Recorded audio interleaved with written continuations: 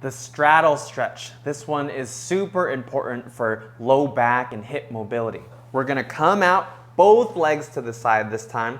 When I first started, it was like this. Oh, I was so tight. But over time, I learned how to become more flexible in this position, and it really helped me a lot with my chronic low back pain and hamstring tightness. We get into this position like this. If you can take your hands and place them down and use them as anchors to lift you up and move forward a little bit more. If you want a different kind of variation, you could take your hand, put it under your leg, place that anchor, and use your forearm to push your legs back. So now we're at our base flexibility position. Of course, it's going to be different for everyone. I'm just showing you what's possible with this kind of training. Next is moving down and also to the sides. So in the first phase, we take our fingertips, put them on the floor like this. If it's hard for you to get to this position, this is going to be your first goal. The next goal is to go to your hands. This is going to be a different threshold. Now, here's when things start getting spicy. If you can get down to your elbows, then you can chill here. In any of these positions, you can rock side to side and start getting that range of motion within the stretch. Beyond being on your elbows, you can even put your hands down like this and put your head to your hands. So we have the various levels from upright to fingertips to palms flat to elbows to head on the hands. Now, what about side to side?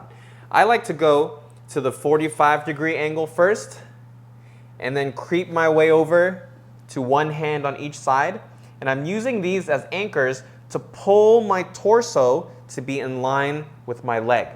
Now be aware of your foot here. You don't want it too out to the side or too much in. I like to start generally straight up like this. Now we can combine this with what we learned in the hurdler stretch. If you can take this hand and place it as an anchor on the outside of your leg. You can take this other hand and place it as an anchor on the outside of your foot and use these to pull yourself forward. You can point and flex your foot, and that's going to give you some variations.